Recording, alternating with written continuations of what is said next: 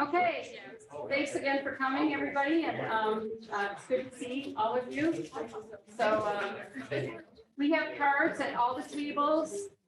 So we're trying to plan our next year. We have a monthly forum every month, the first Monday of every month. We do a forum, an educational forum, where we talk about topics concerning addiction. So we need to know what you think, what you want us to talk about. So if you have any ideas about topics, you can fill out the card and leave it for us. We also, hopefully you signed in so that we can keep track of you. We can send you emails and things like that if you want to be contacted. So you can find out what we're doing and what we're up to. It's important that we connect with the community, and that's what we're trying to do. So I'm going to tell you a bit about our chapter of FAN, and then we'll get started with our forum. So I do have a PowerPoint. I apologize for all the PowerPoints, but okay, thank you to our sponsors. I did that already. I do want to mention that we are a 501c3 organization. We're a charitable organization. So we are looking for donations to help us do things like sober living scholarships. We have a donation box, which is, I think, over here somewhere. And also, if you shop on Amazon, you can make us your 501c3 at smile.amazon.com. And a little bit of everything you buy on Amazon will come to our chapter. So, and there's a flyer, I think, that describes that over on the sign-in table. So, what's the other one? Yeah, we'll get to that. Okay. So the organization that we belong to, we are a chapter of Families Against Narcotics. We were the first one in Wayne County, by the way. There were several in Macomb County, but our Northwest Wayne chapter was the first one in all of Wayne County, which is huge. So, so we have a pretty amazing chapter. But I need to tell you about all of the things that FAN does. So Families Against Narcotics recently started the Navigate program. This is a program where you can get a free peer recovery coach to help you in your recovery, to help you get clean and sober, and to keep you clean and sober at no cost to you. You can also get a family recovery coach. And we have a wonderful family recovery coach here, Jackie Sanders, who is one of our experts that will be on hand to answer questions. But family recovery coaches help the whole family, because addiction is a disease of the family. It doesn't affect just the person that has the addiction, it affects the whole family. So family recovery coaches can help the family stay sane during this horrible, difficult process. So we have our Stronger Together group. Started before the pandemic, now it's all online via Zoom. And we have Kelly O'Reilly here that runs one of them. And our chapter was the one that really launched, we used to call it the Family and Friends Support Group. So when I was telling you about Judge Linda Davis, she couldn't find any support, for her families that were struggling with a loved one's addiction. And so our chapter started the Family and Friends Support Group for parents, grandparents, siblings, of people suffering from the disease of addiction, and it has grown. They now have people all over the state that join via Zoom, and it's a chance to interact instead of just listening to me speak or doing it in this way. You interact one-on-one with each other, and it's just a wonderful resource for the family. So I'm really proud of our Stronger Together group. The FAN forums, that's what you're at right now. We do monthly forums. All the chapters do. We're required to by our bylaws. We give informational forums. We've had a rough couple of years of the pandemic. We were meeting in person, and of course we had to stop doing that for the last couple of years. We recently started back in person, and it's just gratifying to see all of you here, because it's been kind of a struggle to get people to come back. So we're hoping that this location works out for people, and that the venue works out, that this room and this location works for everybody. And we like to hear, we talk about all kinds of things. We have medical people that come and talk about addiction.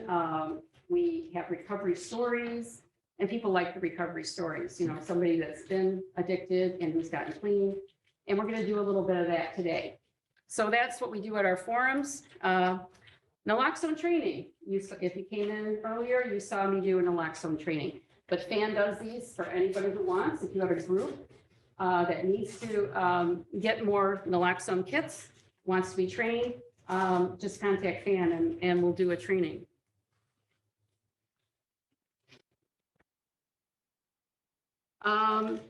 So the Harmless program, that's a really, it's in its infancy, really. It's basically providing things like clean needles, safe injection sites. We're not quite there yet with our chapter, something that we're looking at, with the goal of getting people into treatment. It's not that we're trying to encourage them to use drugs. It's a way to connect with them and form a partnership with them to try to help them. It's working in Macomb County. They're doing it out there, and they've had great success with it. The comeback program, I'm excited to say our chief, Strong, has agreed to start a comeback program. And what that is when somebody overdoses, like I was talking a few minutes ago, somebody overdoses opioid, they go to the hospital, they come home. Within 24 hours, I think it is, maybe 48, a representative of the police department and a peer recovery coach, and I think a family recovery coach come out to visit that person. And because, you can overdose, come home, and you might never get the help you need. Next thing you know, you overdose again and you die. So the comeback program has been very well received in the communities that have it. The police officers love it. It's a chance to do something positive and to really help people. So we're really excited to be partnering with the Wayne Police Station to start a comeback program here. Diversion is another really interesting program that they're piloting, I think, out in Macomb County. It's diverting people from the criminal justice system. And I'm Laura Mack, by the way. I'm the president of this chapter, and I'm a retired district judge from the city of Wayne. So I was a district judge for 16 years, saw people every day. I dealt with addiction in one form or another. If you took away addiction and mental illness from the criminal justice system, I would have nothing to do. Basically, very little. I would have at least half or maybe more. So it's a huge problem, and putting people in jail over and over again doesn't seem to be solving the problem. So this program, Redirect, is diverting people. So instead of them being charged, they're given the opportunity to get treatment. And if they successfully complete the treatment, they don't get charged with the crime. So let's say somebody's in possession of a small amount of heroin. So instead of arresting them for possession, they're being diverted out of the criminal justice system and given the chance to get help. So again, it's a way to intervene. I mean, as I said before, this is an epidemic. Drug overdose is an epidemic, and addiction is an epidemic. More and more people are dying every year. And so these programs are an attempt to deal with that in a humane and way that works. So Hope Not Handcuffs.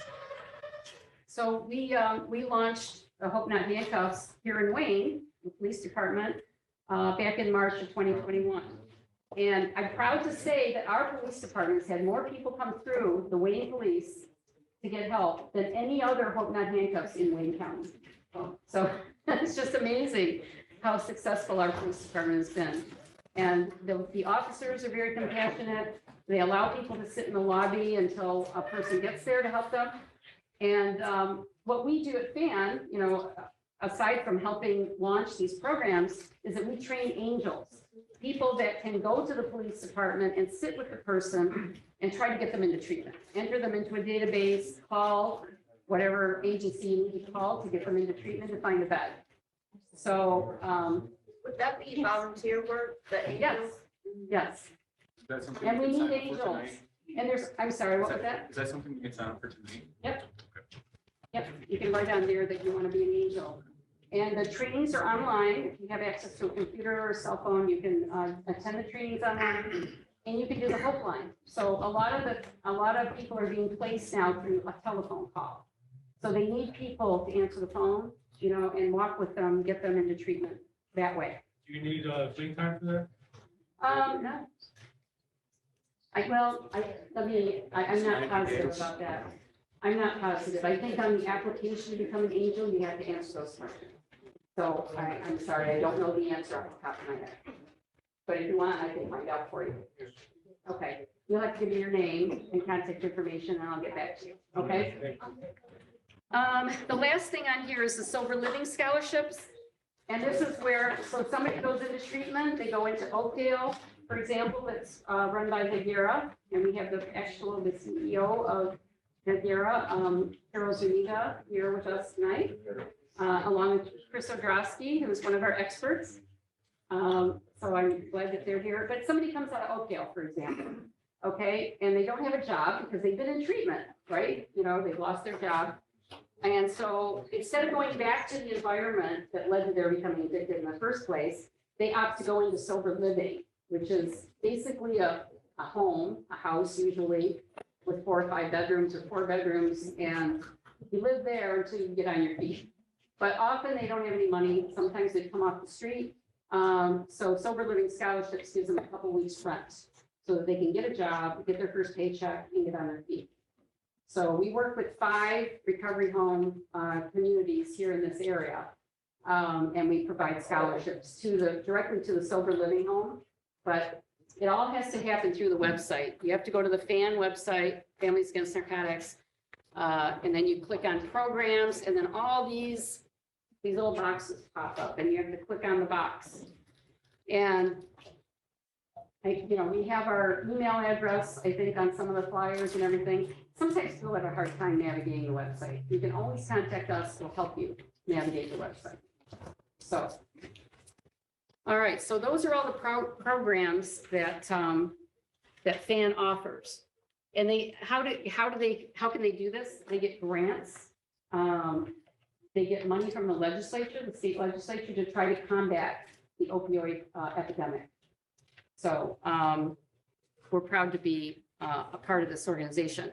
Stronger Together, I told you about. In all the programs I told you about, we have flyers for. Hey, Laura. Say a little something about Stronger Together. Oh, okay.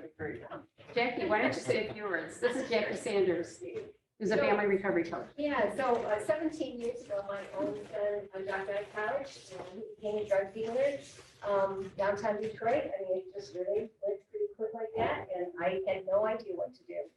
And so I looked around for help for myself and my husband and our younger son to know how to respond in a healthy way. Couldn't find anything, and so I started my own support group at that time. And I led that for about 15 years. And then more recently, I transitioned that into a FAN program called Stronger Together. And so now there is a group for family members to attend. So they can learn how to get healthy in their response, and they can help their loved ones support them if they decide to. And so Stronger Together groups are similar to Al-Anon and Nar-Anon, except that, first of all, we have our own recovery steps. Because if you've been to an Al-Anon or a Nar-Anon meeting, the first time I went, those are great groups. Don't stop going if you're going to one and it's helpful. But I thought I was in the wrong group, because when you read through step number 1, I admit I am powerless over alcohol and my life has become unmanageable. That wasn't true for me. And in fact, I felt disrespectful saying that, right? Because I wasn't the one with the disorder. It was my son. So I needed some steps for me. So our first step is, I admit my loved one is being harmed by the use of drugs and alcohol. See the difference? So that's how our steps go. And the other thing is that in Al-Anon and Nar-Anon, we know that each person gets their own turn to talk, right? But you are not to comment on what they say, because that is called crosstalk, right? You don't encourage somebody. You don't say, hey, I know something that can help you. You're not to say anything. But in Stronger Together, we have more of a natural flow of conversation during our meetings. So we meet twice a month. We're meeting online. We went virtual during COVID. So we meet the second and fourth Tuesdays of the month online. We have about 20 people usually who come on. And we have a short little 10-minute talk. And then we always have a chance for people to share their current concerns, just like you would in a traditional 12-step meeting. And so you are always welcome. We have, I'm sure, flyers over there with information. Red cards are on the table. Excellent. That will tell you our passcode and the meeting ID so you can join us. If you have questions, you can ask me afterwards. I always love to talk about families about recovery. Yes, sir. Sorry, Yeah. my name is Paris. Good afternoon, everybody. Yeah. I have a question real quick. Do you have a list of any world conventions that's coming up recently? I appreciate it. Any Any resource? world conventions for family members? Covering that all over the world, obviously. Wow. Boy, I don't, but in a group this size, perhaps somebody does. My expertise really is helping family members, but it sure can be a real encouragement when you go to convention with other people who are in recovery like yourself. Yeah. So if somebody else knows of some good ones coming up, this is a great opportunity for that, right? We're going to just share all kinds of information like this in this group. I So appreciate it. Thank you thank very you. much. Yeah. Jackie, I just want to add that we've had people on there from Seattle, Washington, New York City, the Virgin Islands, Grand Rapids, up north, UP, from all over, actually are now, the word's getting out, that people, families and siblings need support in this process, right? So it's really gaining a lot of traction. So if you can, jump on one day and check it out. Let your parents know. Yeah.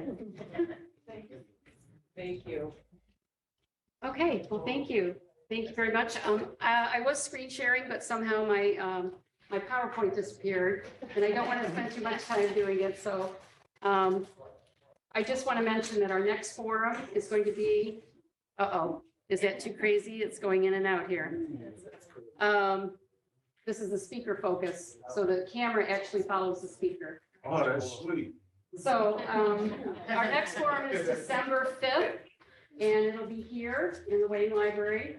We'll be providing refreshments, and we'll have an inspirational speaker, someone who's been through addiction. And we do have flyers at the front table and also at the literature table. So please consider coming. And without further ado, we're going to go ahead and get started. Our format today is kind of different than what we normally do. You can tell your addiction story and you can ask the experts. We have a lot of people. So we'll be here all night if we let everybody just talk and talk. So what we're going to do is time. We're going to give you no more than 5 minutes. Less if possible, briefly state your story. And if you have a question, you could ask it. So who wants to go first? All right. All right.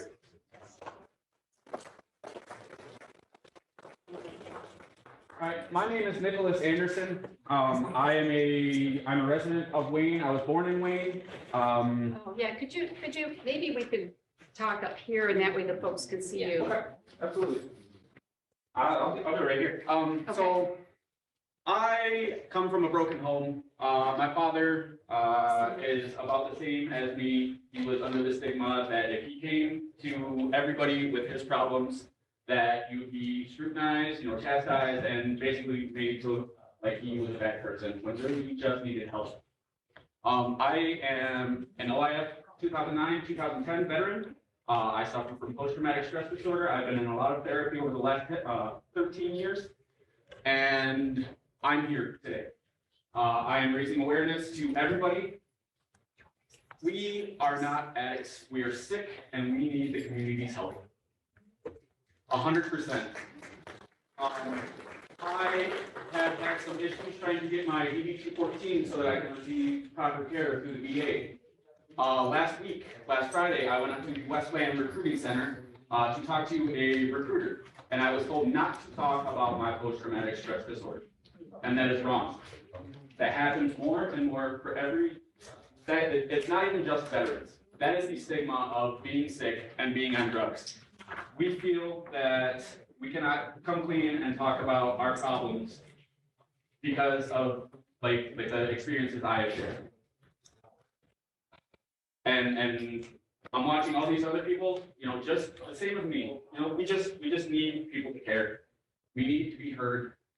And that's why I'm here. And I am not going to be quiet about it any longer. So that's all I have. I look forward to being a part of this program and healing this community and the world. So, thank you very much. Did you have a question? Okay, well, thank you for that. So who wants to go next? Go ahead, sir. How you doing? Good afternoon. Hey, Paris Jones. I had too much to say. It's my first meeting. involved in this type of setting. You know, I'm 32 years old, born and raised on the east side of Detroit, been a Wayne County resident my whole life. And, you know, I didn't realize that, you know, you start off smoking, drinking, it becomes a social thing, but it's a gateway to other things. And during this journey, I've been through a lot of trials and tribulations. It took me to a dark place where I didn't know what I didn't want to end up being. So I advise everybody to come out that dark hole and see the tunnel. At the end of the tunnel is a good life. That's it.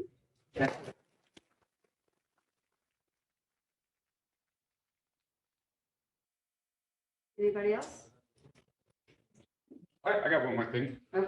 So because I'm from a broken home, I started at a very young age, I started displaying behavioral issues.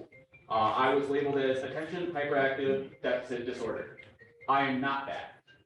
I was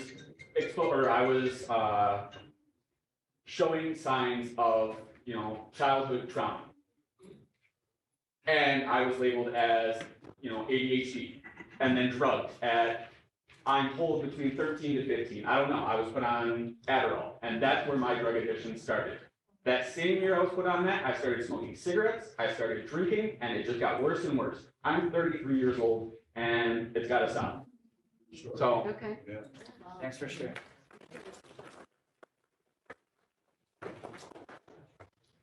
Hi, everybody. I'm Demetrius. And, like you said, I started smoking marijuana. And marijuana was a gateway to my alcoholism. My mother died when I was a kid, so my grandpa took care of me when we were poor. I went to school, hand-me-downs, kids made kind of us. And as I progressed smoking weed, I ended up smoking cigarettes, and went from cigarettes to alcohol, and then went from alcohol to crack cocaine.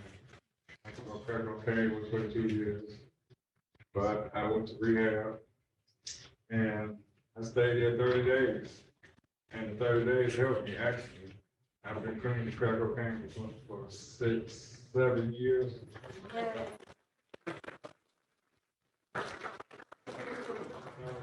Alcoholism, I traded one drug for another, which I was already doing, but it made it worse. So now I'm here for alcoholism, and it's a good program that I'm in, and hopefully I won't relapse. Thanks. Thank you. I just want to mention, we do have Dr. Fox here, Michael Fox. He's an addiction doctor. So if you have any questions about medication-assisted treatment or physical problems that accompany addiction, he's your man. So thank you, Dr. Fox. He's muted, so, Lauren said that there's a couple people that have questions on Zoom. okay. Can they share?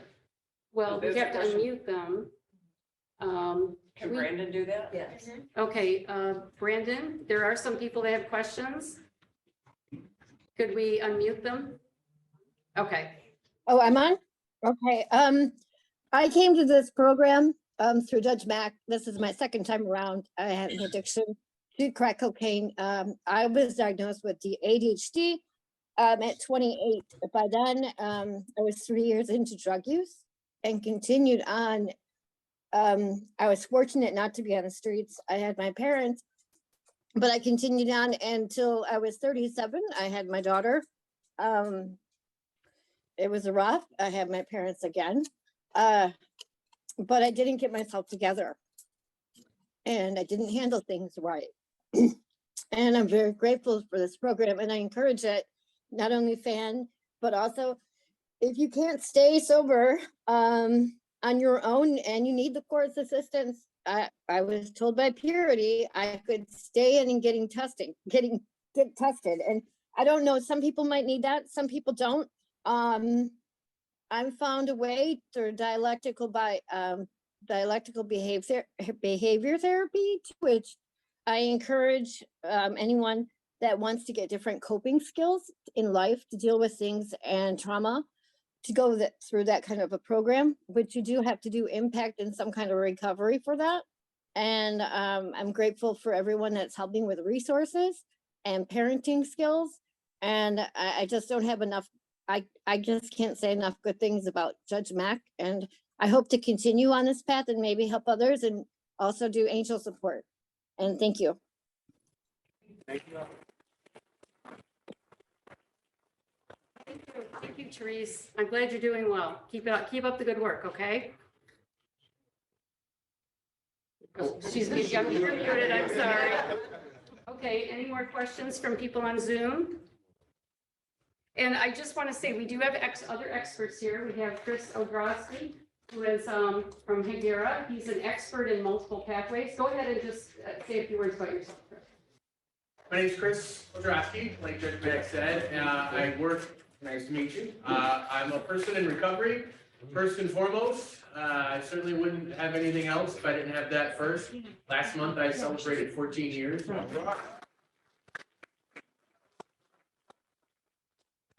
During that personal journey of recovery affected my professional journey of recovery, which is why I'm a so-called expert in multiple pathways, because I tried everything during my journey, everything that I could possibly find. So that includes traditional pathways like treatment in 12 steps. I did not qualify for inpatient treatment at the time, so because I took too long to make that pesky phone call. But I did do everything else that I was provided. And then after a period of time, following a 12-step path, I switched to a smart recovery pathway, which I liked that so much. I became a facilitator and ran my own meeting in Ann Arbor for 4 years. And then from there, I got a job. I worked in Ann Arbor for 7 years, at a place called Home of New Vision. And then I got a job working for Carol at Higuera in 2017. And I ran a program, an outreach program there that took recovery coaches into hospitals and took them wherever they needed to go. And also during that time, while we were doing research in all the different areas of Wayne County to figure out what meetings were available, we started going to those meetings. So I would say like, okay, staff outing. So everyone's in recovery, so it's like, we're all going to a recovery Dharma meeting tonight. Or refuge recovery. What's refuge recovery? It's a meditation-focused meeting that follows Buddhist principles, although you don't have to be Buddhist to go. And it's just, a lot of these pathways follow the same kind of origin story as the 12 steps. A couple people got together, they were struggling, they had their own ideas, they started a couple meetings, someone said, we should really write a book. So then they write a book. Really, that's Bill and Bob, Smart Recovery, Recovery Dharma, Refuge Recovery, Women for Sobriety. I can go on. They all have a similar story. But yeah, AA got to the table first. They had a good push in the 60s and 70s especially, and they're the most predominant one available. But that doesn't mean that just because it's the most available that it's the best for everybody.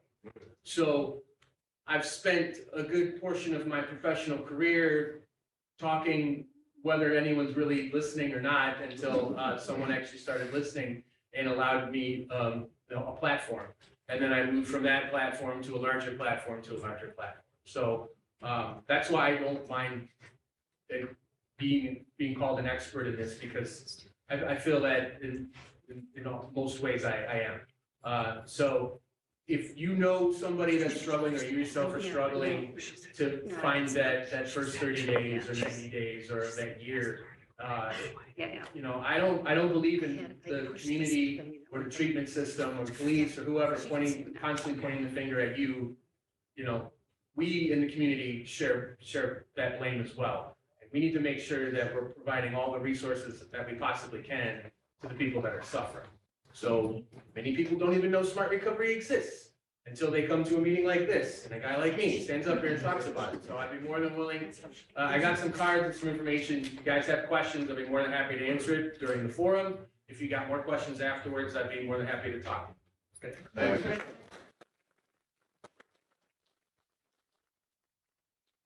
Thanks, Chris. I do want to introduce a few more members of the board. A lot of you came in after I had already introduced some of the people, and some came in a little bit late. So we do have Samantha Carducci, who's on our board.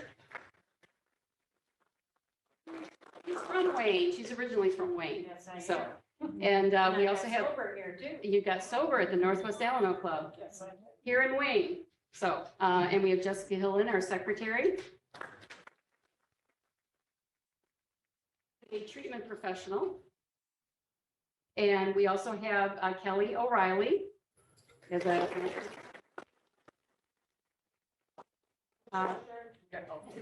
Sarah Cockrum, who's our vice president. Alfred Brock, who's our on the way. We have some advisory. boards. Go ahead. I just want, my name's Albert Brock. I'm a director on the Northwest Fan chapter. I'm going to welcome you here for that. I want to give you a great big City of Wayne welcome to because I'm a city councilman here in the City of Wayne. I am so happy to see everyone here. You're always welcome in Wayne. When we had a gentleman here asking about contacting others outside the community and everything, right? We can bridge you with that. We can connect you with that. We have all the things that we've been talking about this evening, Stronger Together, Hope Not Handcuffs, and the parent support. If you're having trouble or you know somebody that's having trouble, let's say you're a family member and you have a young one that's having a difficulty. Well, then FAN can give you some support and material and information to deal with that. If you're an individual and you want to reach back out to your family, doesn't make everything happen instantaneously, but FAN does have bridges for that too. And here's a nice community where you can join here in this room and with us. And thank you so much for coming. Thank you.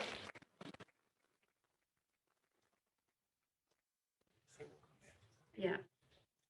Okay, I also want to introduce, hold on a second, we'll get to you. I just want to introduce our advisory board. So we also, as well as our chapter board, we have an advisory board. And I know one member is Dr. Fox, who's on the Zoom. We also have Carol Zuniga, the CEO of Prepare Health. And we have Chris Drosky, a member of our advisory board. We have Steve Strong, who's about to be on our chapter board. Anybody I missed? Yeah, Desiree and Lauren Oh, I'm sorry. from Desiree and Beginning Lauren. Step. And they there's a treatment facility and also recovery housing. Yes, we're intensive outpatient and we provide recovery housing as well after. Right, and they're very close to us in Norway here, so, yeah. Okay, so I know we have a few questions from people on Zoom, but we thought it would be nice to just go around the room and have everybody just briefly introduce themselves. This is what we used to do before the pandemic. We used to pass a mic. You don't really need a mic here. You can hear pretty well. So let's see, why don't we start with you? I'm Joseph Lucia. I'm at Beginning Step right now. In 4 days, I'll have 60 days clean. I've been in recovery for a couple years now. And what I noticed was that you can't have one foot in and one foot out. You have to be all in it. And right now, like, I feel like I'm all in it. Like, and if anybody has like trouble, like, no, probably none of you guys, but like what I deal with this is I use with my parents. And it's really hard on me because I love my mom and she's still out there using, but I've done all I could do for her. And hopefully I can set an example for her and maybe she'll get her life together because I have to worry about myself and my son right now. But recovery works, go to meetings, and that's it. Call people. Call people.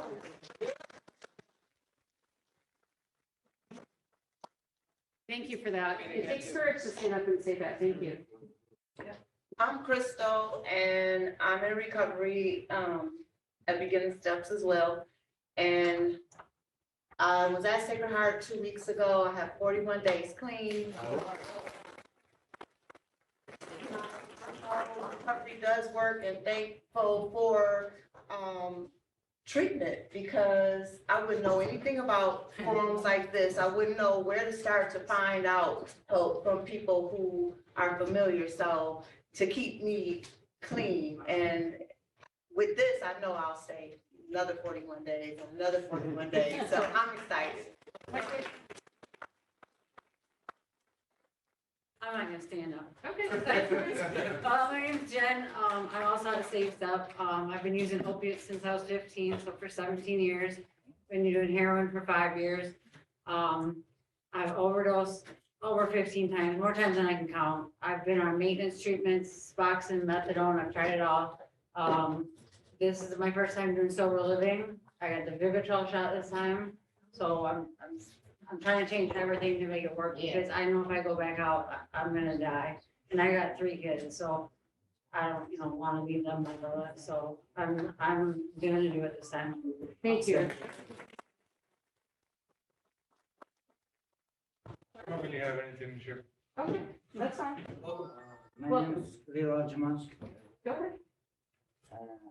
I'm Safe Step right now. I'm being clean for almost like over 40 days.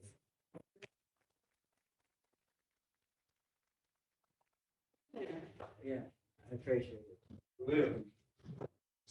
Yeah, you will. You're doing it. Yeah. Okay, you're here tonight. That's Yeah, good. That's a step.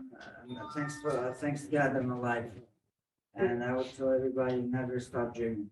Right. That's right. That's right. Back table there. How about you and the glasses? Okay. I'm Bill, and I'm her husband. Don't carry in all the police. You, sir. My name is Cameron Williams. I am at beginner step. I'm 32 days clean. My first time actually going to treatment and doing sober living. And I can honestly say it has had a very, very, very, very strong impact on my life and my using. I just want to say that a lot of people aren't aware of substance abuse and what people that are recovering are going through. And I realized that firsthand by, expressing my truths to family members, friends, community. I've been a Wayne resident since I was 12 years old. I went to middle school, high school out here.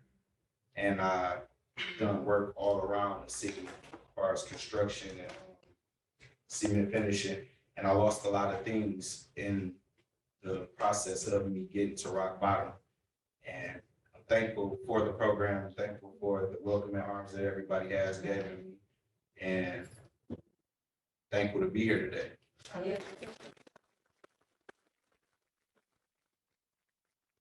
You next.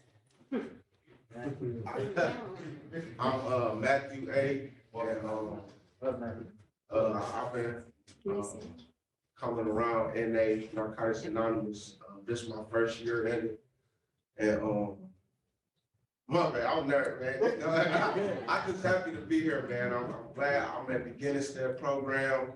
It's a real cool program. I like the groups, the people, and I'm just trying to get my life together because I got 2 kids that's depending on me, and that's what I'm fighting for. So. Thanks for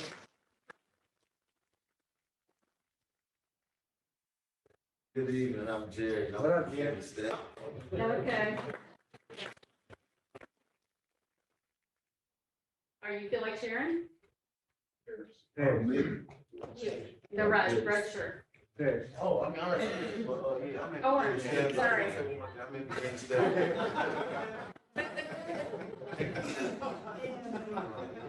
You gotta have a sense of humor. That's right. I'm in beginning steps. I've been in so many rehabs over Wayne County, Oakland County, they banned me from a lot of them. I've been doing this recovery for 7 years. So, good experience, It's told by old wizard, I call it, full of knowledge and wisdom. He used to breathe on me and talk to me and tell me this is part of your journey. It's your testimony. You tell other people, especially you. My goal is to come out with a last chance program. It's called the Paris Youth Turnaround Program. For recovering addicts, also juvenile. It's a lot of funding in that. I want to be in touch with you because that's our future. Okay. I'm young myself and I realize that, we have an impact to everyone, we have an impact on each other, So that's my goal, my purpose. I finally realized that the more I stay clean, the more I come to my senses. Fog is clear.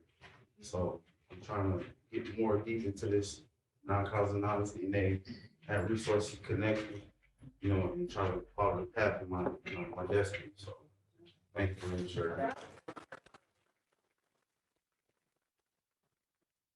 Basically, I'm at the beginning step. I like the program, and I like to continue my sobriety. Okay. I add some, I'm just not exposed.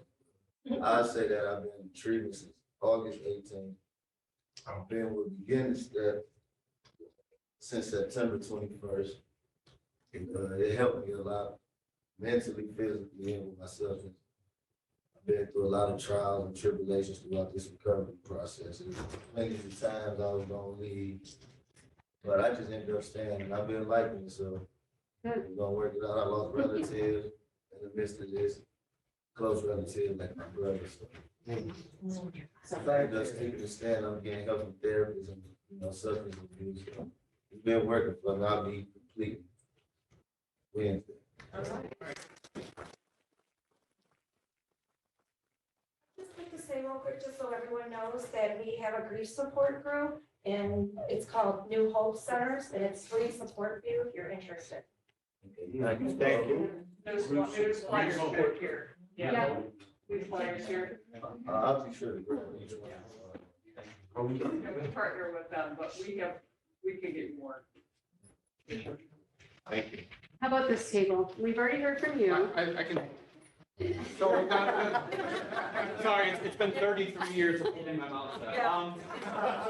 So the thing that really kind of catapulted me into all of this, last June, I was in Florida with my family that I was trying to have.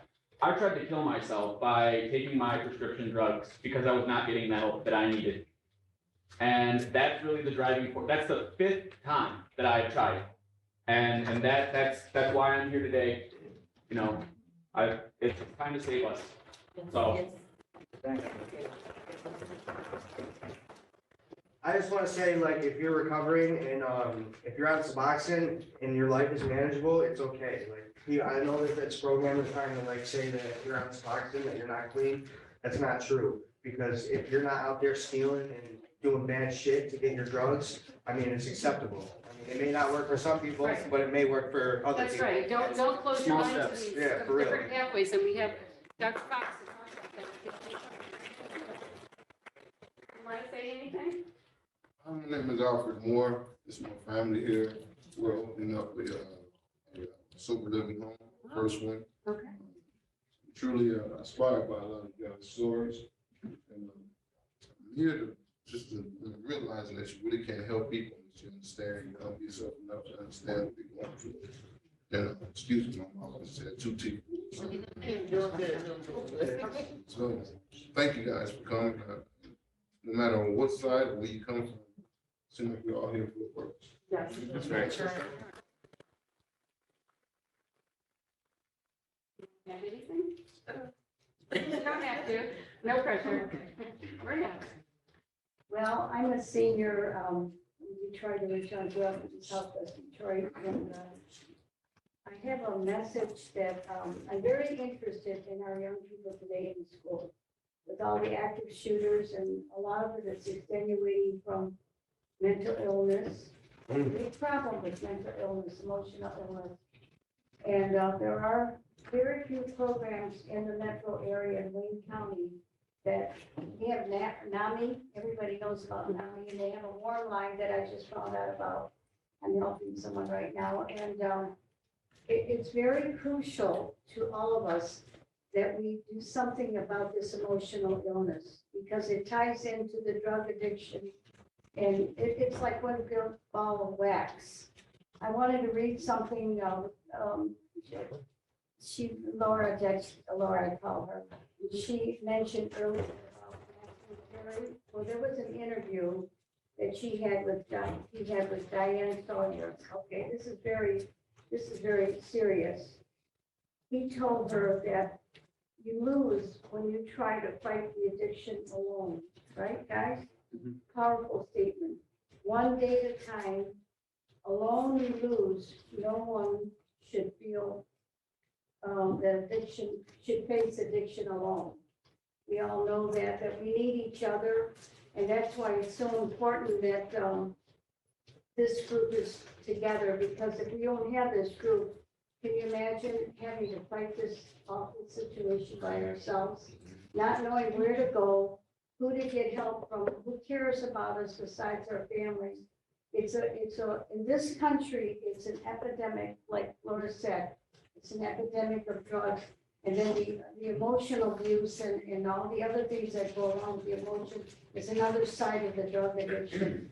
So we have to band together and come up with ideas, more ideas to kind of like this young man who's a veteran. I mentor along with the Navy in Wyandotte. And if you go in and talk to them about recruiting, they tell you right off the bat, like you said, they can't accommodate someone that's on drugs or alcohol or even having emotional difficulties. They don't have the equipment to do this. So you can't become a military person if you have an addiction. And he's right about that. And it's kind of sad because the armed services, they offer so much of education and support, but if you have an addiction, they can't handle you. And this is for our country. We need people in the military to build up the support to take care of this country, that make it safe, okay? But we can't do that if there's an addiction and emotional problems. And we're facing that in this country right now. So I myself, besides helping here as a volunteer, what I feel very proud to do, I want to get on the political bandwagon and get these politicians to do something about the money and whatever they need to do to bring about a change in this country. I don't care if it's conservatives, liberals, I don't care who they are. They got to help us, right, guys? Yes. And this is a big problem with the emotional side, because like I said, it ties into the addiction very more than we think. So we need to really consider that. I'm so glad. God bless you, the veteran. My heart goes out to you. That you brought up the things that you brought up tonight. 22 a day is very, very Because important a to me. lot of people are not aware of what the military expects of them, and this is something that we need to change to, so we can have Absolutely. a strong country again. Yes, thank you so much for that. I'm Yeah, sorry. thank you. We're not going to solve everybody's problems today, but yes. I just would like to add, I'm glad too that she brought up like the mental health thing. Yes. Because I'm a person who deals with, I think they call like dual diagnosis with mental health and addiction. Yeah. And I tell you, I deal with schizophrenia, depression, and anxiety. And until I started to take my medicine as prescribed and found the right medicine that was suitable for me, that's when my recovery became able to, I could sustain my recovery, you know, because I wouldn't take my meds on like I was supposed to, and I was trying to get clean, and I just couldn't do it. And now, like, I'm on the right medicine, I take it how I'm supposed to, and everything is a lot clearer and a lot better. So I Thank you.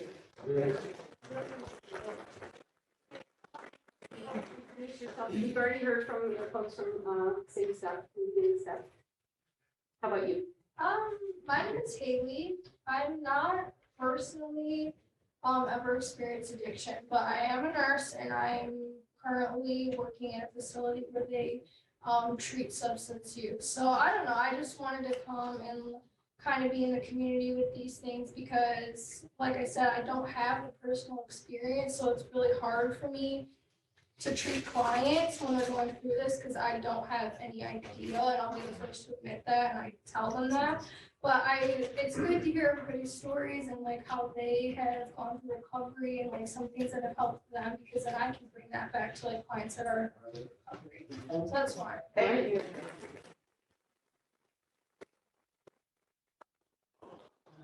Hi, I'm Casey. Hey, Casey. I've been in another program for about 7 years also. I'm just very, very grateful. I definitely learned that it doesn't matter what walk of life you come from. The disease is not discriminatory at all, because I end up in the same chair anyone else did. And when I focused on that, well, I end up there and things like that, I would distract myself And I found it really difficult to not focus on the problem. I need to focus on the solution and being able to come together with a lot of people and try to figure that out. Because there are a lot of different ways to recover, but for me personally, it's, once I took the drugs off, I had a lot of other issues. And that's where the problems were. So the easiest part was taking the substance off. Then after that was working on myself. So being able to speak to a lot of people and have different avenues and a collaborative effort. There's just so many ways to be helped, and there's so many people that are willing to. But I had to make a choice to stop using it. I can't focus on someone else. Like someone called me before I got here, said, call my so-and-so, they're gonna go use. I can't stop them mid-tracks. I can say so much, but at some point, you know, my hands are tied. I can only give so much and let people be where they're at. But I can keep going forward and try to give what was given to me so freely away. And I just try to focus on the fact that using these groups and all the support and different avenues, you can really speak life into people instead of death. Because for me, like all the trauma and things I experienced, regardless of what it is, it's not the actual trauma. For me, that's my problem. It's the feelings I associate with it. So anything similar comes up and I get that feeling, I go back to that past experience.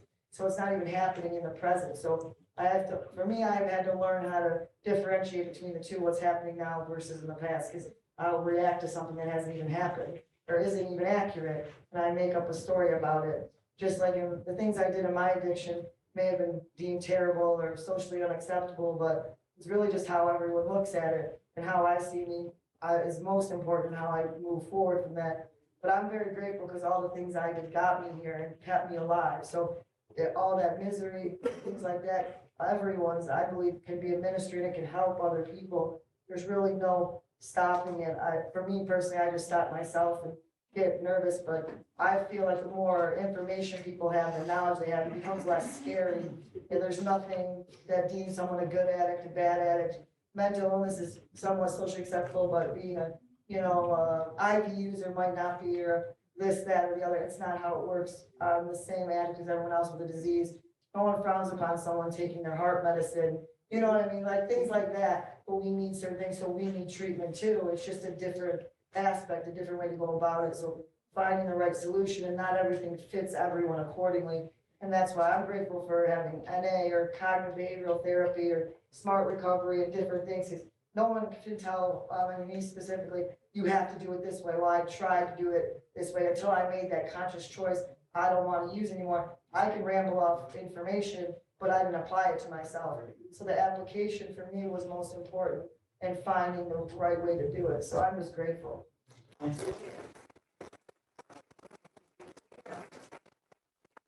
was amazing. How about you? Really? My name is Darnell.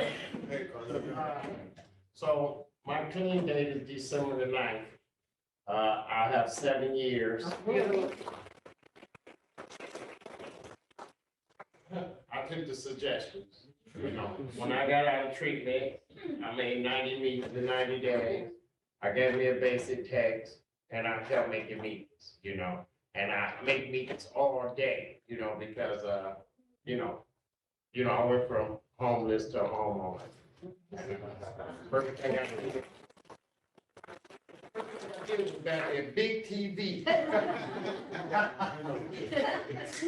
Because, I remember when I was using drugs, I had a big TV too, but it was called The World. I just watched people pass me by while I sat at that milk crate, so I got me a big TV, but, I keep making meetings because, Netflix cannot keep me clean. And I keep my foot on the gas, because, I have a disease that sometimes tell me I don't even have a disease. You know what I'm talking about? I got the house, the car, and the job. I got a few pennies I can rub together. Shit, I don't need this. Complacency would kill me. That's right. It would kill me, so I keep coming for no reason. Thank you. Great. Hi, my name is Mary. I'm approaching 60 days and I'm 13.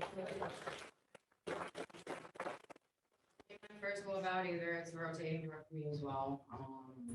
Grief is one of my biggest things that set me back. And not just grief from losing somebody, but grief from losing things, people, places, scenarios. My mother passed away 4 years ago. When she passed away, I had about 4 years clean time. I've got more clean time than I do in active addiction, but when I go hard. And when they holler out the yes come. And there's no bottom to a bottle. You know, you just keep digging deeper and deeper and deeper until you dig yourself into the dirt. And I'm grateful to be standing today. I am in the Safe Step program as well. It is a little bit different for me. I went outside the box. I've successfully done good in the PNLH, personalized nursing lighthouse. I chose to go a different route because apparently going back there didn't work. So I went to Oakdale and I came to the Safe Step. I'm doing recovery housing as well. I'm gonna do the full complete whatever. I have a fiance. He's 13 or 17 years clean himself. So I have. I don't have any family, and the family I do have is no good. I was lucky enough to have two fathers. Both of them are nasty. I was raped by one of them, and I learned to stand up and come home. And by being home, I mean the family I choose, and I don't call them family, I call them family because I dislike my family. So I choose the people that have the same sickness and disease as me, and I do better. And we encourage each other, and we love and enlighten each other. And when I was in Oakdale this time, there was a rude awakening for everybody that was there. The gentleman came in, and he was a pretty good guy. He drove himself to recovery, and he died there. I was there, and he died of the disease of alcohol, and that's my first love. I would party with the rest of them, but alcohol was my drug of choice. And you know, something hit me, and he called it a spiritual awakening. And let me tell you, it's enlightening and very, very deep. People just lift. You know you don't want to use anymore. And I don't want to use anymore. And you know, like some of the ones here, Perez and Joe and all of us, you know, these kids are our future. And, you know, my son's in jail down in Florida right now with the, he was doing pretty hard down there, from my understanding, and I can't be down there. But I'm grateful that he's not using at the moment, no matter how he gets clean. And I hope he can take a lesson from me, so I'm going to continue to do good. I'm going to push the word of recovery. I don't believe anybody's ever completely recovered. I believe we're in recovery for the rest of our life. And just like cancer, it goes into like a remission. And you know, the only thing that's gonna bring that shit back is just, hey, what's up? You know, they sell that shit at the fucking gas station anymore, you know what I mean? So, you know, just be kind, you know, make meetings, call, you know, do what you need to do, and just know you're not alone. And if nobody tells any of you guys they love you, I do. I give love and respect and expect them to take it away. I don't look and judge. I wait for them to take their trust and love away from me if they do it wrong. You know, so just love the neighbor. You know, love thy neighbor, God says.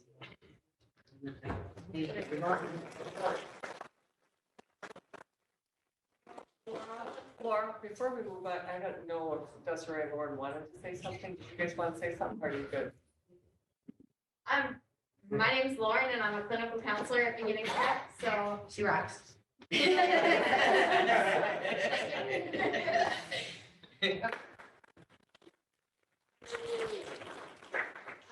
Desiree, and I'm a group counselor, case manager, and intake coordinator for Beginning Step. And she rocks too. I follow my clients all the way through the program, so I think it's pretty unique to be able to see them grow, and all the way from when they first come in, all the way to when, you know, they're breaching, owning their own house. So, you know, I encourage everyone to reach out for help. As you can see, we have a lovely welcome party.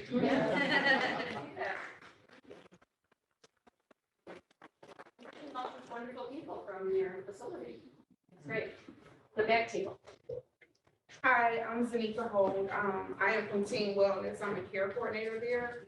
And there's a new facility that just opened up in Westland. We're working with the treatment board. So I'm kind of new to this arena. Well, somewhat new, but, so I'm here to learn and also to help, so. Carol, you want to say anything? Sure, I'll say hi. Carol Siniga, I'm the CEO of Pagera Health. Just a real privilege to be here. Thank you so much for inviting me to be on your advisory board. I look forward to it. It's a privilege to be an advocate in the community for all of you. Hearing your stories, your life, your journeys, it just helps to keep me grounded in my work. And what I'm doing tomorrow is my 29th anniversary of Pagera Health. We also have to make sure that you shut out and that everyone knows, if you don't know, that Laura and Milt Mack are the strongest advocates that we have probably in the state of Michigan on behavioral health issues. So we are so lucky to have them in our community. All right.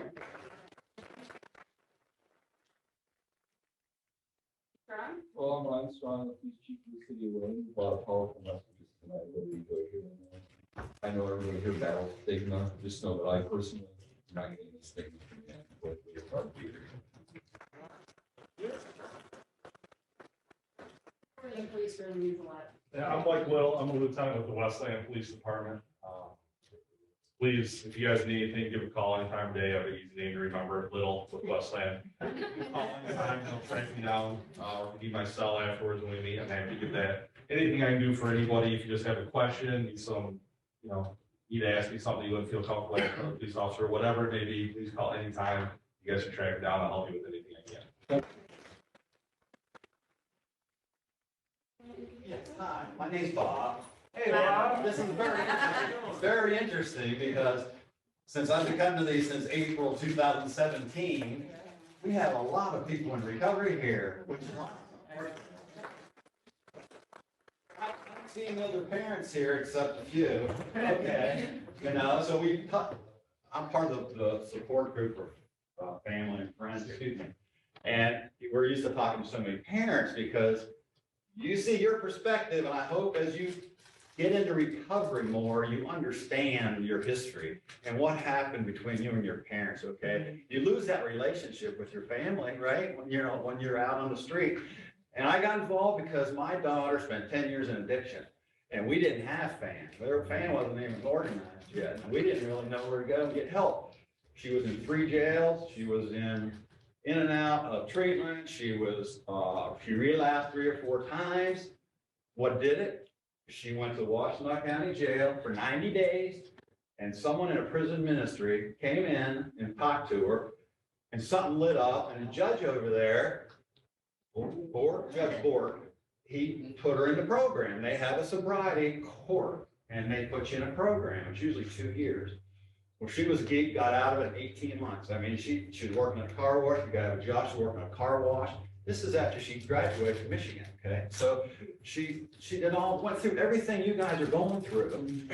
But I want to leave you with, there's hope.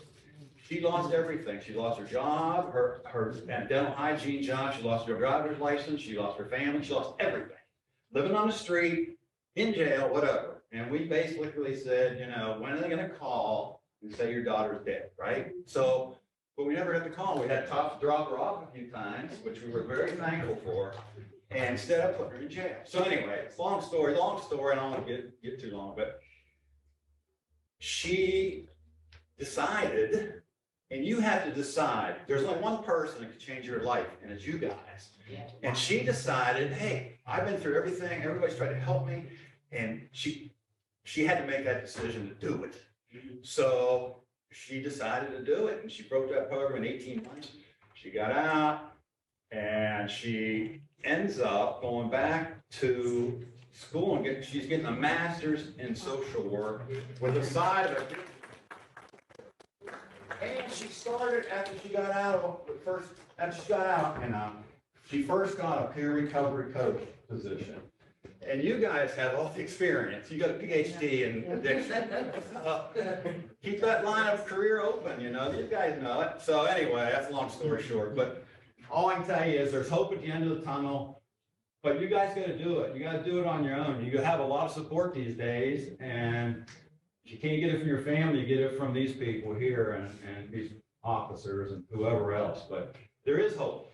Yeah.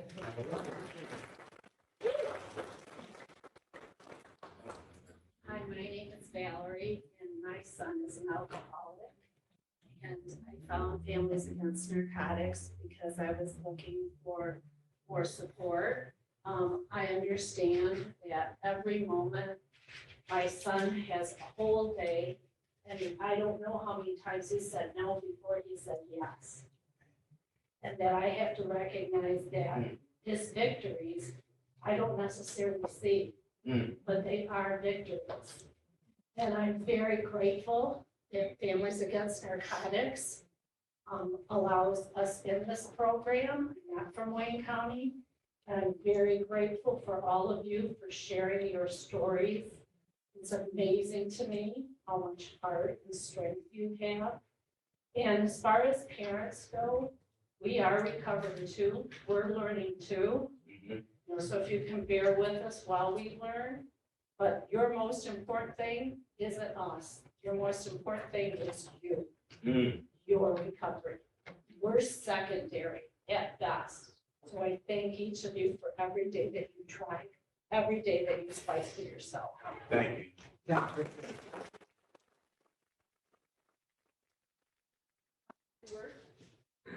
You want to say something? Sure. So I'm Kelly O'Reilly, I'm the treasurer of the chapter. I also facilitate Stronger Together with Jackie. My daughter's 30 years old and she's been struggling with a substance use disorder for about 13 years now. She has 3 babies, which are my grandsons, and we've had temporary guardianship of those. So I'm familiar with the court system and how that goes with CPS a little bit. And what else did I share? I'm glad you're all here. We're here to support and help you.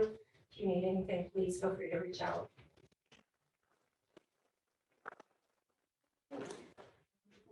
I'm Fabrizia. I'm a friend of Val. We are in a family anonymous group. I came here because of my son. And I know that addiction run in my family. So it has been an excruciating walking together with my son. The more he got sick, the more I was getting sick. And the desperation, pain was exactly the mirror of what my son was going through. It has been constantly the same. And I realized how much I had to learn to manage pain, to manage fear, to manage everything. It's and for a parent means that you have to withdraw help. There is nothing more inhumane for any parent than to say, no, I let you go.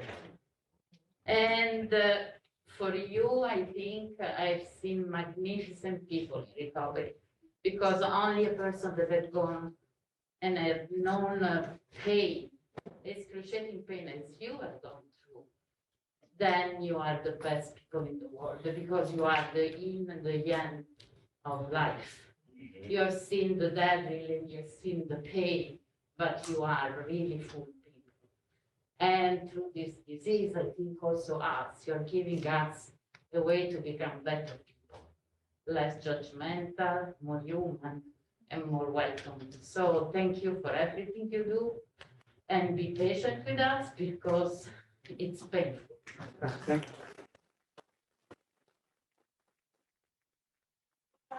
Brian, you want to say a few words? Got a question over here. Question, go ahead. Question and a statement. Awareness is serious because, you know, reaching out and telling somebody that's an addict that you want them to get help, that you want them to go to treatment, that groups are good, it's only so much that you can say. And we need to find a better way to explain to people that we are welcoming with open arms. There is a lot of care and support, not just for addicts, but for families that are dealing with addicts, because it's hard to put yourself in somebody else's shoes. When you're an addict, it's hard to put yourself in the shoes of a parent. When you're a parent, it's hard to put yourself in the shoes of the addict. Yeah. And as far as other family members. So a big reason why I came today was I wanted to find a different way to reach people and tell them, along with myself, that this is the best choice and the only choice that you should make when you want to recover. Because it's hard to break that cycle and the routine of the daily life and then the emotions and the feelings that come with, you know, stopping, you know, the boredom, the idle time. So, you know, it's not commercials and things of that nature for drug addiction and abuse and NA. And if there is, I haven't seen any, you know. So, again, you know, we coming together as a community, everybody throw in some suggestions and try and make a difference and be the change that we want, because a lot of people here, this is my first time being in a meeting with people that said themselves that they haven't struggled firsthand with it, but they want to help. I think that'd be the biggest way to help, because me personally, it took a long time for me to take that step. I was scared of opening the door to a meeting. I didn't know what I was walking into. Sorry. No, it was just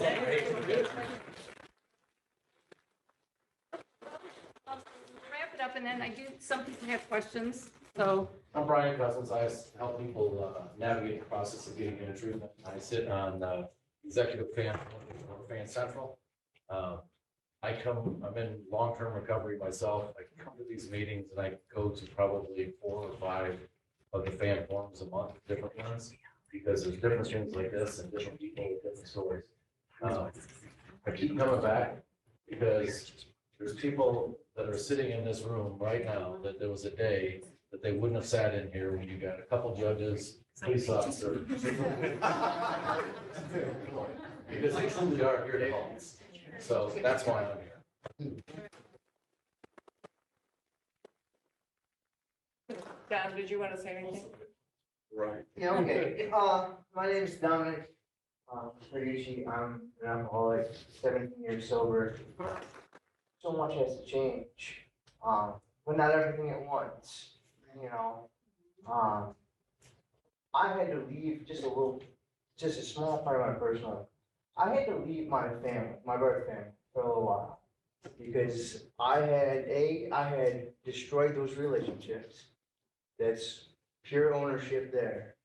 But I also was typecasted in my family of who I was gonna be, and what my life was gonna be like. And I had to walk away from that for a period of time. And I'm talking about my father, my mother, my sister. I'm not talking about a wife, and I'm not talking about children. I just want to be very clear about what it is I am talking about. Aunts, uncles, things of this nature, people that watched me struggle for many years. I had to walk away from that and rebuild my life as I understood it. I had to leave a job that I went and received an education for and start over rebuilding in manual labor. Like, there were a lot of different things that I had to change that I didn't know at first, right? You go through recovery is a process, and as you run into this wall, then you look at this wall and you say, well, this is my wall. How do I get through this wall? And I didn't always do it gracefully. Sometimes I kicked rocks for real and slammed car doors. And my sponsor one time gave me a 50-50 chance if we'd ever talk again. And I was probably 4 years sober at the time. Like, this is a journey, and it doesn't happen overnight. So, you know, I would encourage you to stick with those that are supportive in what it is that you're trying to do. Not helping you in a dependent fashion, but supportive, encouraging you in the choices that you're making that are benefiting your life. Find that group of people that's trying to do this for real themselves. Because not everybody wants to change their life. Not everybody's going to. We all start with an earnest desire to do so. Some of us still fall through. You can't hang on to that. That's all I wanted to say. Thank you. So we just, Mayor Raisa, did you want to say, we're just going around the room, just kind of saying a couple things. We're so happy to have you. Thank you for welcoming us into the city of Wayne. Sorry I'm late. Today was the anniversary of my dad's birthday. He died in February, so we were out with the family. So I wanted to get over here as soon as I got back into town. But no, I'm super excited to have Fan here. I think it's a great organization. And I'm just so glad to have this resource available right here in the city of Wayne. So welcome to the city of Wayne today. Thank you. Just want to add one thing, because it really hit me a little bit. FAN is not an organization. This is not a meeting that is against MAT. I know that you had said that earlier. Medication assisted treatment. I know, I was just stating that. Okay, we are in support of that. It's Yeah, about saving lives. me too. And taking every necessary step. Thank you. Thank you, Brian. I just wanted to say something that you had said, because what you said, I'm sorry. On camera. What Cameron said, because I think it was really great. What we need, are to have you all be the voice for us, for FAN. That's right. So please share what you learned here this evening and come back and see us again. And I hope that you find encouragement from all these professionals that are in the community that are backing all of you. Like, we're all here, we're on your side. We want to fix this together. We know that this is something that we have to do collaboratively with each and every person involved. So please come back and please, share who we are with your friends. And I will tell you, we will be here next month at 4:30. I know a lot of Canadian in Recovery is giving back. We could use your hands and your feet, helping get things set up. If you guys would love to- 5:30. Oh, sorry. Thank you. This is why we have a board. My attention to detail is not the best, but yeah, come back at 5:30 or 4:30. Geez, oh, Pete. 4:30. It starts at 6 star, you get here early. I know. But no, if they want to help set up, yeah, that's what I'm saying, if you want to help set up, come at 4:30. And we would love that. And if you guys want to help us tear down afterwards, please stay. We'd love to get to know you. You'll get to know us. And the other thing I want to say is that FAN, and I know Laura talked about this a little bit, that we have peer recovery coaches available. I know Beginning Step has them as well, but I know that once you're out of that program, they're not always available. So please, back here, we have our, it's called Navigate the program, and there's peer recovery coaches that are free. There's family coaches for your families. If you want to, it's the same website. So please take advantage of these. You can be a peer recovery coach. That would be awesome. And yes, we would love to have you as peer recovery coaches. We will train you. You'll go through CCAR training, and we'll get you trained to do those things once your sobriety levels have been, what I think it's 2 years. So we have a lot of people on Zoom. Yeah. I think hopefully they're still here. That I wanted to just make a mention that we have some advisory board members. We have Judy Davis, who's part of Detroit Wayne Integrated Health Network, and she is the person who is responsible for helping all those of you who have Medicaid to get the resources that you need. So she runs the program down at Detroit Wayne. We also have Lieutenant Joe Bialy, who is the lieutenant for the Canton Police Department. They're both on our advisory board. And of course, we have Dr. Fox. I know there's a lot of people that wanted to say something, so I'm going to turn it over to the Zoom folks. Okay, so I know Lakeisha, I think it was, had a question from a while ago. So Lakeisha, are you there? Yes, I'm here. Okay, what's your question? Hello, everybody. I wanted to say I'm a client at Beginning Step as well.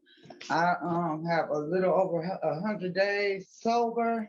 I feel, thank you. I feel wonderful today. I've been suffering with alcohol and marijuana for over 30 years. I've been in this my 5th treatment, but like I say, at this time I feel like I accomplished my goal, my mission, and that is to stay sober and clean. So I just wanted to tap in, to listen to the experts, get some more suggestions on how to stay sober. And I thank you. Thank you. Thank you for sharing that. Good luck. Hang in there. My question is, There he is up there. Okay. I have a son, he's 32 years old. He has a heroin addiction, and he was incarcerated earlier this year, and his earliest release date is this coming January. What and now he was for possession of controlled substance. What help is out there for him to get a job? What kind of conviction was it? Possession of controlled substance. Was it a felony or a misdemeanor? I'm not sure. I wasn't there. I mean, it's a real challenge, you know, it's a challenge with a conviction with, it's on his record. Oh, yes, Okay. Is it a recent? yes. Okay, recent. Because sometimes those pleas can be taken under advisement, under a special statute, if it was his first offense. And it could be dismissed if he completes probation, depending on how it was charged and if he's already pled. Has he pled to it? Yes. Okay. So sometimes if he completes probation, it might get dismissed. Okay. Okay, but I don't know. You said it was in Washtenaw County? No, Macomb. Home. Okay, well, they do have treatment programs there. They're drug courts. Well, no, he's in the Michigan State Corrections Institute. Oh, okay, so he's in prison. Yes, Okay, so it's a felony then. yes. We have a person from the prison here. The MDOC is getting a little bit more progressive about employment. He should ask within the prison, he can kite. Their programs building, they're doing even like venues and events in the community. And they're bringing together people that have a felony, but also employers that are willing to hire people with a felony. So he should look into that. And what's the name of that again? The MDOC, where he's incarcerated, he can, they use a portion of the prison called the vocational village. Vocational Village. Yes. Yeah. Judge Mack. Yes. Colmac Industries here in Wayne, they're pretty open-minded about hiring. What was the name? Colmac Industries. Colmac. Factory right there. They're pretty open-minded. Okay. The Colmac Industries in Wayne is willing to hire people with records.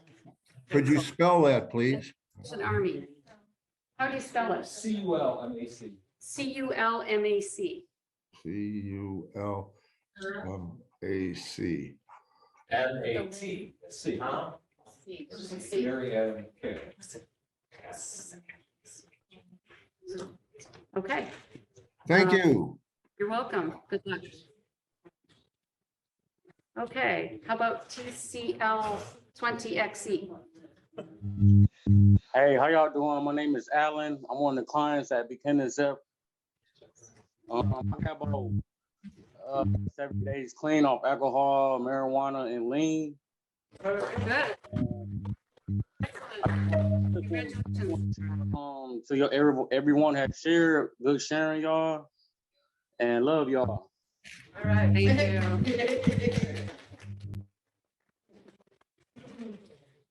Okay, anybody else? I see Teresa's got her hand up.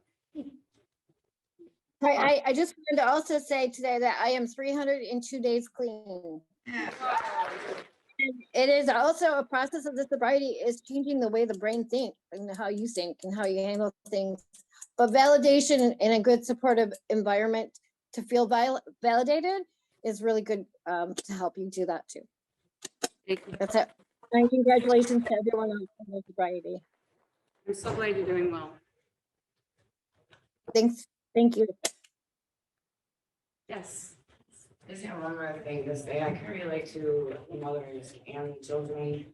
I am a child of alcoholism. I am an alcoholic, and I am a mother of an addict. And I kind of relate all three ways. And I just know that if we apply ourselves and plant the seed, if we can be the difference ourselves, no matter what, whether you're a parent and without an addiction, or whether you're the son, you know, proven for your mother, you know what I'm saying? I just, you know, patient, like they said, but it's gotta start with love. It's gotta start with patience and understanding. And when you ask something, don't get mad if you don't like their answer, or vice versa.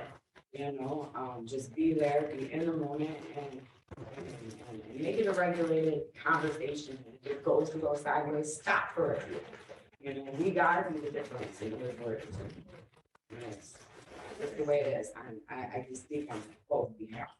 And so.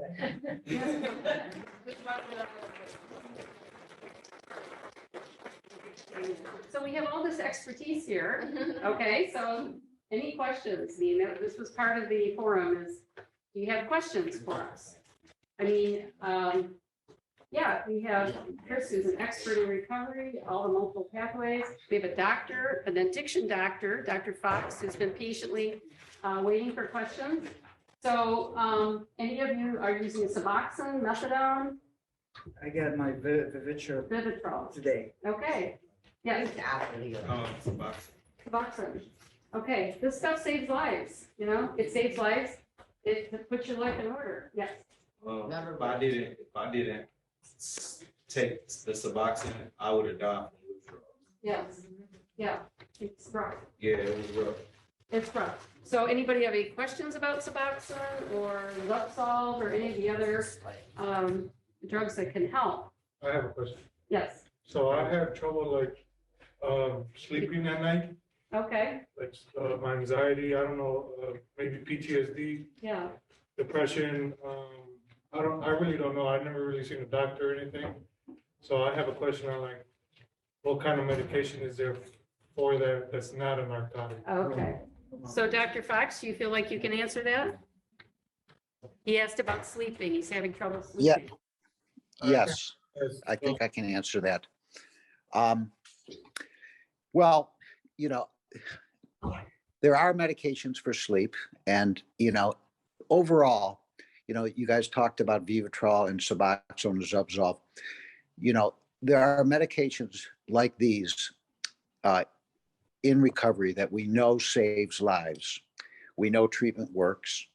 And what's already been mentioned is probably the best form of treatment is somehow cozying up to someone else in recovery, whether it's at a meeting like this or support group meeting.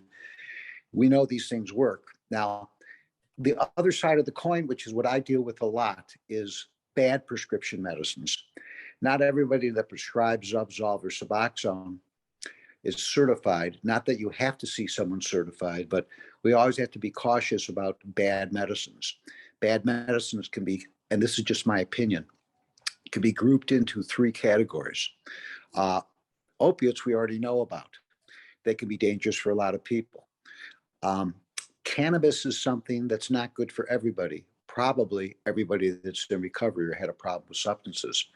But the prescription medicines that are problematic and controversial that I have to deal with are stimulants and sedatives. So with respect to the question asked about sleep, there are good medicines to sleep. Some of them are antidepressants.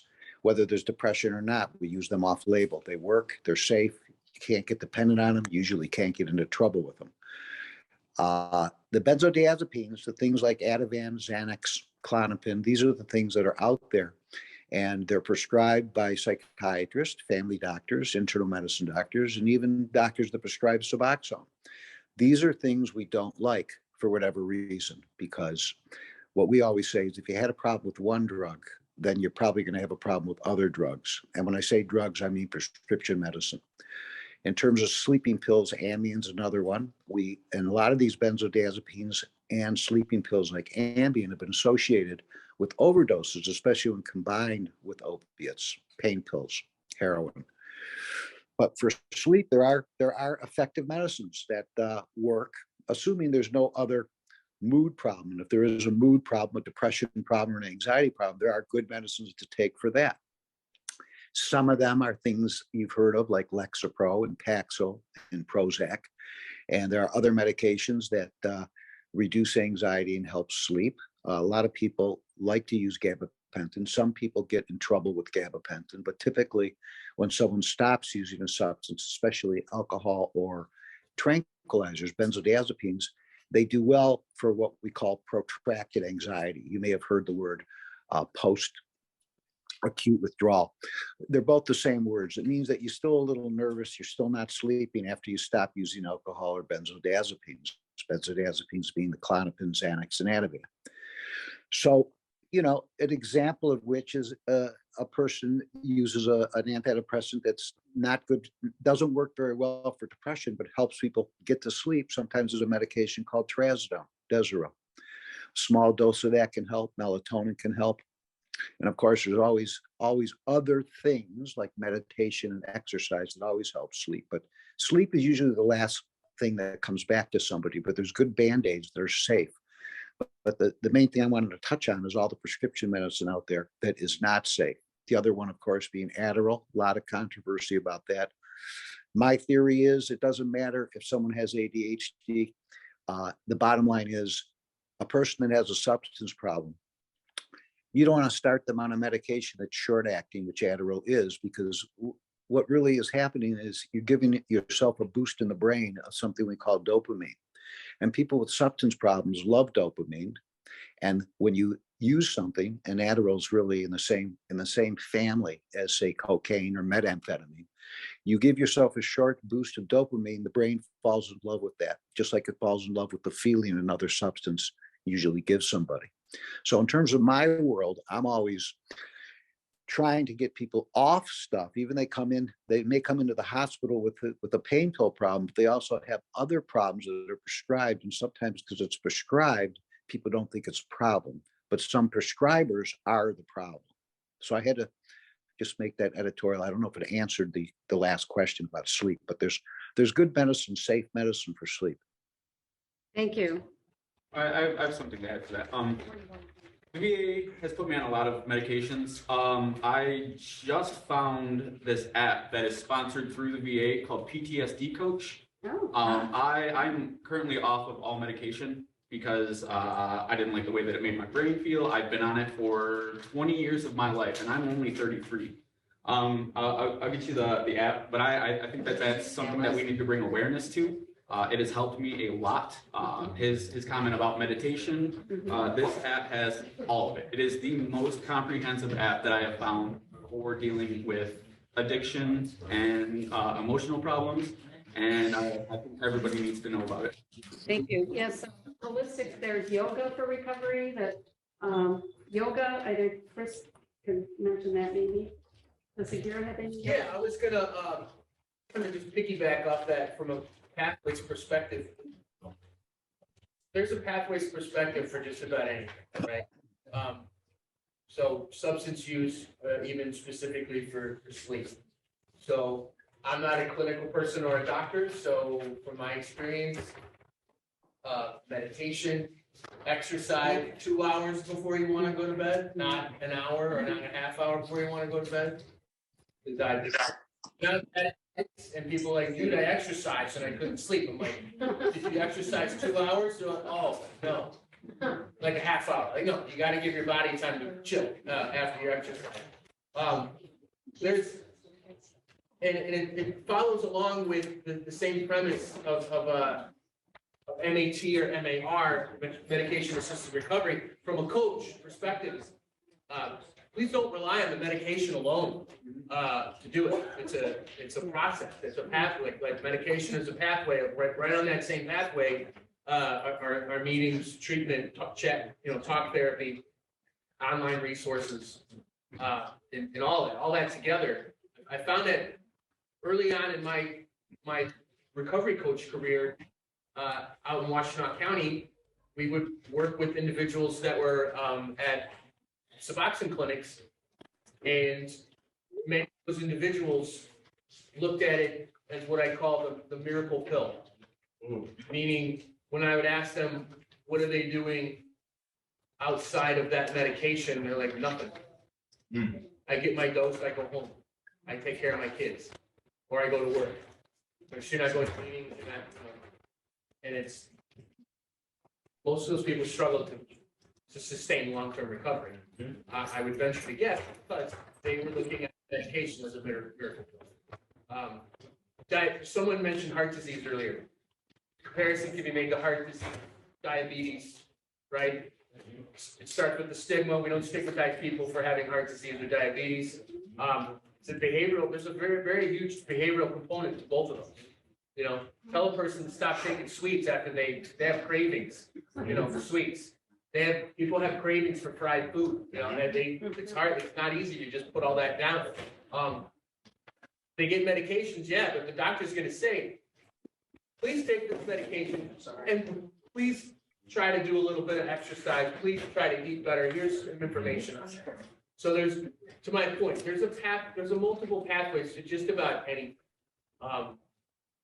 So yeah, I recommend to anybody that hasn't had a psyche eval in a long time, that are just suffering from things that they can't put a name to, you might want to go try to get a psyche eval from somewhere, and then, yeah, then the medication component can be added, hopefully along with a list of other activities and resources for it. Where can you get a psyche eval? Go. Thank you. Yep. Thank you. Yeah.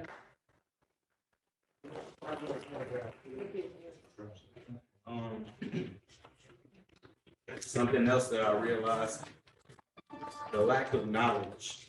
Yes. When you don't have knowledge of the situation or the resources to find answers, that could be a big pause in using and recovering, and the reason why people go back. You know, you can take the medicines that they prescribe you, but if you don't have knowledge on what you're taking, why you're taking Knowledge and it, respect. what's going to happen after you take it, it's a big chance you might relapse, or you might go back, or you might even get frustrated with the process you're going through because you don't know why it's happening. So again, awareness, you know, spreading information, communication, asking questions, and being able to come forth like how we are coming and saying the problems that we have. So finding the right information is something that's vital to recovering and healing from not just substance abuse, from all things. Yeah, and it's, with all the information available, it's still hard to get good. Yeah. Yes. To what Dr. Fox was saying about bad subscribers. You know, there's subscribers that are just like, here, just take this. And they ask questions, like, just take it. Yeah. Come back next month. You know, like I learned about when I was taking clients to methadone clinics. You know, there were methadone clinics that were just, here's your dose, see you tomorrow. Right. But there were also methadone clinics that, to get your dose, you have to we want to know that you're putting in an effort doing, again, Right. other things. Right. You know, if you don't go to groups, you don't call your therapist, you don't check in, Yeah. you don't get your dose. Right. You know, so there's That's what- accountability there too. Exactly. On top of making sure that they understand what they're putting in their bodies. Because that's just, I think, not just in the substance use field or mental health, I think just in general, more and more people are way more conscious about what they're putting into their body. Yeah. You know? Yeah. Yes. I want to make this quick.